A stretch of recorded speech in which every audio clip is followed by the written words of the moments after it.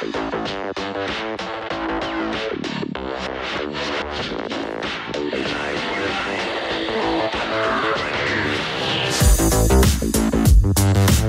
authentic today I think it's more difficult than it used to be, because we live in a produced world and we're looking at everything that's been touched up.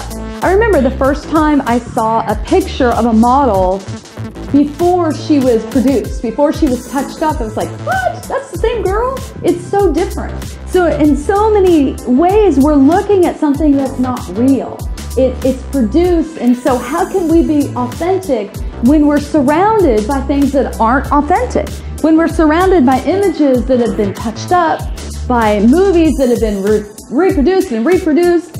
And so it's not easy when you're looking through a magazine and you see pictures of models and you see pictures of perfection and you wonder, my goodness, how do they do that? How do they live like that?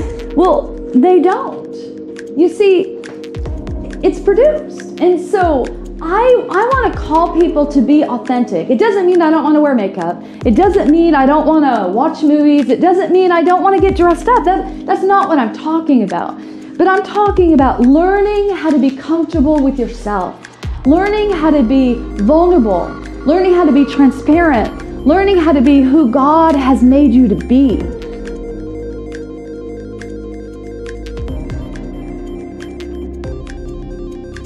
And I don't want to compare myself. I don't want to grab my phone every minute, which I do. I grab my phone a lot. I go to Instagram. And so here's the problem. I go to Instagram and I begin to look, scroll through, and I see people that their influence is bigger. They look prettier. And all of a sudden, I begin to diminish in myself and compare myself to other people. I don't want to do that. I don't want you to do that. I want to call women to be authentic, to be down to earth, to be relatable, not plastic, not overly produced, but knowing who they are in God.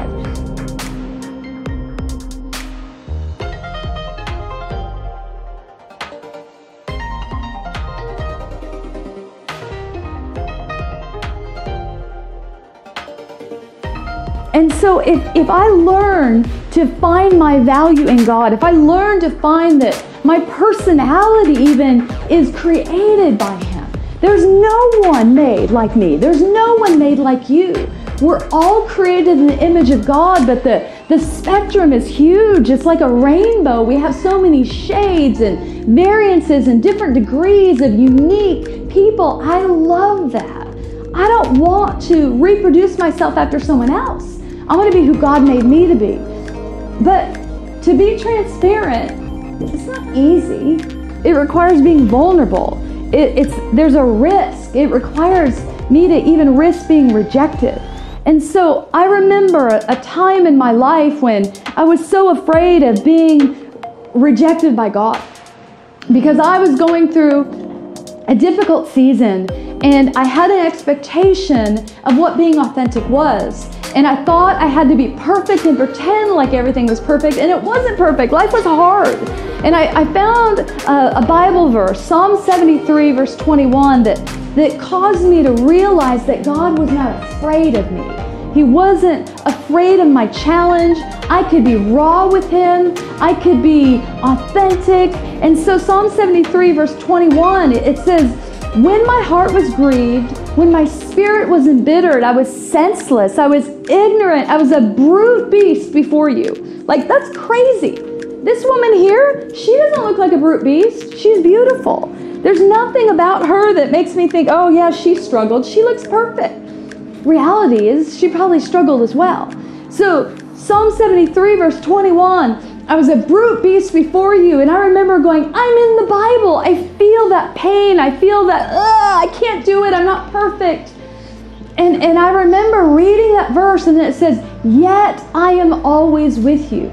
The fact that God saw me in that state of utter vulnerability, when my weakness was evident, I didn't look produced, I didn't look beautiful, I was crying, I was yelling, I was mad, I was in pain, but He was there with me. And I found out that day that I could be authentic before God and it didn't scare him away. It didn't make him want to leave. He wasn't waiting for me to get myself together and then he would come, but he was with me in the midst of that.